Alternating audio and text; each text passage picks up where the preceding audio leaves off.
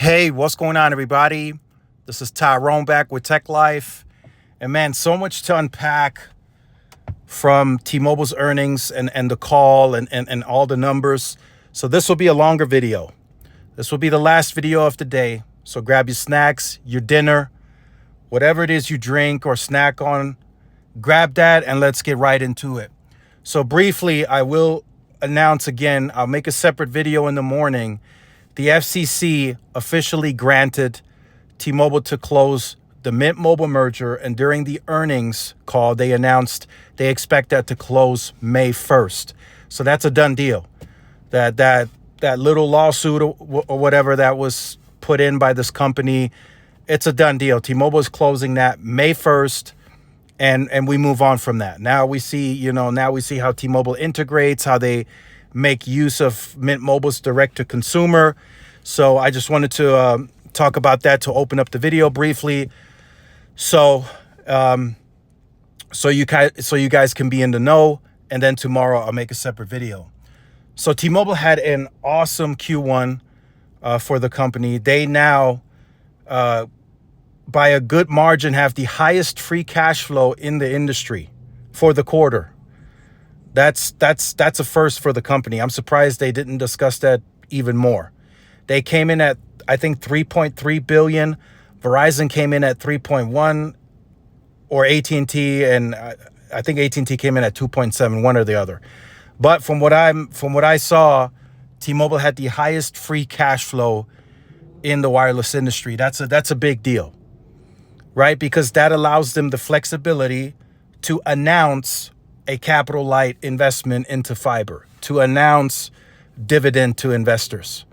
That's what that allows T-Mobile to do. It allows them to buy a Mint Mobile, as an example, or as they talked about during the Q&A, it allows them to buy additional leasing on 2.5 when those licenses run out, or purchase that altogether, whatever they choose to do. It allows for that flexibility. So that's a huge point that I wanted to point out. The highest free cash flow in the industry. That's a big deal. The first ever, right? Now, the postpaid numbers, they look good. They did like 524,000, if I remember that correctly. That's probably listed here. 532,000, excuse me. One negative I do want to point out, they were negative on prepaid. They lost like 48,000 prepaid customers. That's something to note. They are usually pretty good on prepaid. So why the losses now? What didn't they do in the quarter that slowed that down so drastically, right? Is there too much converting going on from prepaid to postpaid? Is that a possibility? Are the prepaid deals just not as aggressive anymore when you have so much saturation in the market today? All of that is a possibility, and something we can look at in a future video, right? To break down prepaid as to especially if Q2 is still a loss for T-Mobile on prepaid, then we can sit there and say, okay, are they not as aggressive anymore? Are they backing off of the marketing? That's something we can look at if the losses are staggering and after consecutive quarters. Now, the elephant in the room, right? Something that they kind of downplayed during the earnings calls because they said they had no announcement about that today. But Mike Sievert can't fool me. Price increases are coming very soon. And I'll know before it goes public. So members, make sure you stay tuned to the membership. Price increases are coming to T-Mobile. And the reason I have a feel, and I'm confident about that statement, one, they pretty much hinted at it during the earnings call. And two, their churn was not that much better than Verizon's, right? Verizon came in at 0.89. T-Mobile came in at 0.86.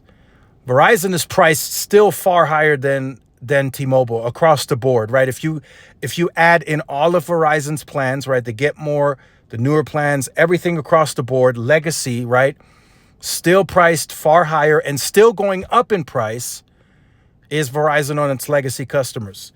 And the difference between the churn is like 0.3.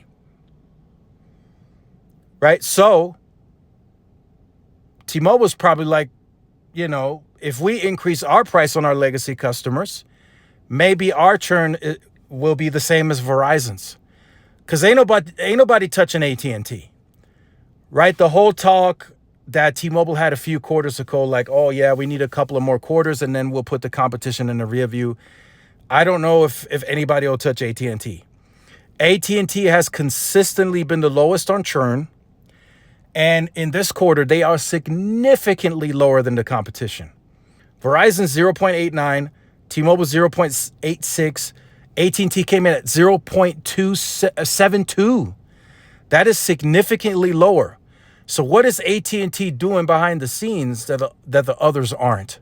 What's really clicking? Because the 36 months, right? Verizon offers 36 months, so we can't really go by that.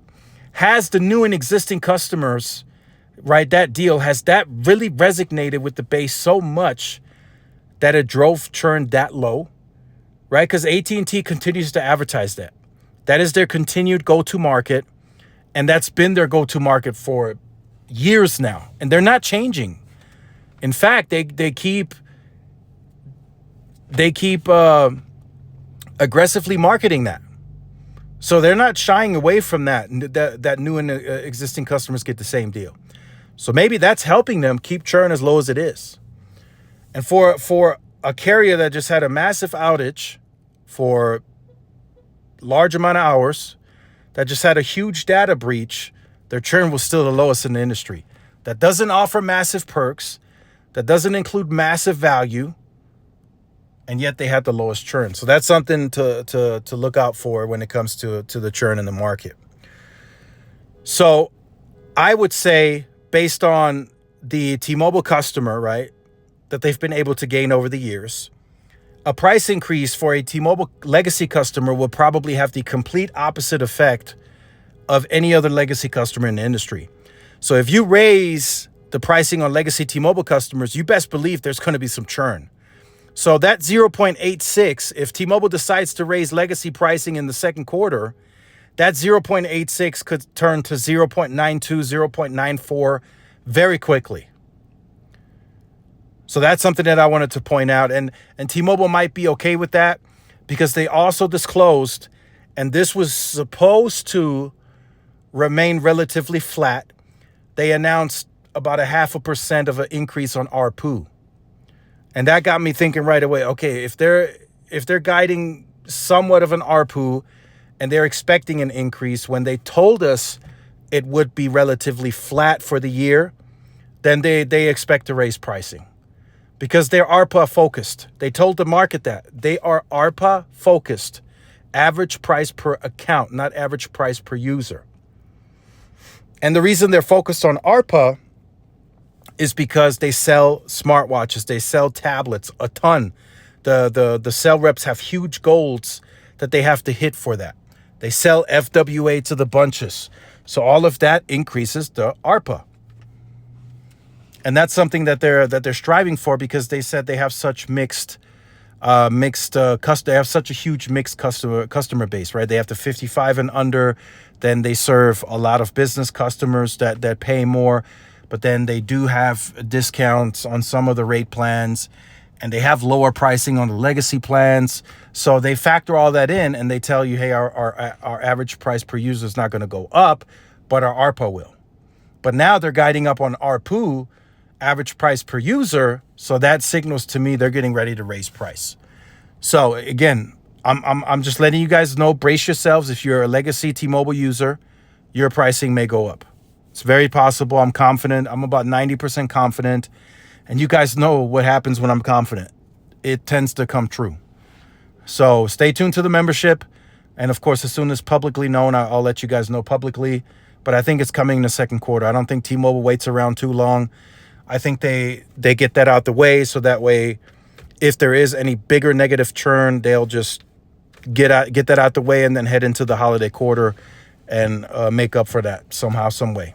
So yeah, a great quarter overall.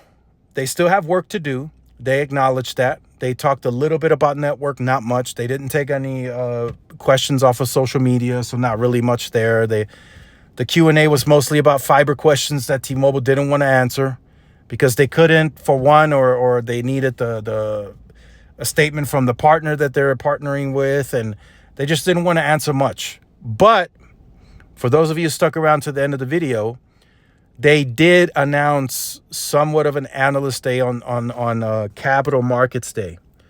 That's when Deutsche Telekom and T-Mobile have like a joint thing where they present for investors and analysts, and that's in October. I know that's still far out. I checked it. I looked at the dates. It's in early October, but that's where Mike Sievert said they will be a bit more loose, and they'll give us much bigger guidance, like where they might anticipate to be with fiber, and if they are looking at other JV partnerships, which I'm pretty sure they are. You know, there was one analyst that actually broke it down and was very honest. He was like, look, if you plan on doing 3.5 million homes passed, and he broke down the percentages, he's pretty much saying, right, to summarize it for you guys, the investment they're making in this Lumos is a drop in the bucket because they're starting from scratch. So getting to that little bit of a size, it's nothing. They have to go much bigger than that to assume any like larger position in the market, right, against competition. This Lumos deal, I think they worded it somewhat correctly, is just really a practice, a test for T-Mobile. So they can partner with EQT, which is also active in Europe and the US, because they don't know how to run wireline. They don't know, T-Mobile does not know how to run and own and operate a wireline business. I will be very clear, honest. They don't know how to do it. So EQT will be the ones to handle the infrastructure portion. And then when T-Mobile slowly but surely is ready to hire a team, we will hear about that, of course. And then they will let the market know, hey, we now have a wireline section. That's part of our business. And then all opportunities come on the table. Once they know how to own and operate the fiber to the home, then we could speculate more heavily, okay, when is it time for fiber to the cell? Are they going to do that? Yes, they now know how to operate wireline. They have an actual business unit. They have actual employees. So now the chances of fiber to the cell, or their own fiber to the cell, now increases with that. But we have to see all of that play out. It's still very early, so still a lot of headroom, still a lot of growing to do for T-Mobile in the market. So we'll see how this pans out. The price increase, I think, is a little risky for T-Mobile, just basing it off of the customer base that they've been able to grow into. But T-Mobile knows best, right? They have the lowest, cheapest pricing on that legacy base, and their churn is still at 0.86%. So that's something for them to think about. Customers are still leaving, even maybe at that price point. So that they might just say, you know what, we'll just migrate, or we'll just raise pricing on these customers, and we'll just let the churn go where it goes. That might be their short-term to mid-term solution to that. So make sure you guys stay tuned for more. Let me know your thoughts in the comments. Like, share, subscribe if you're new. Follow my social media outlets. This is Tyrone with Tech Life. See y'all in the next one. Peace.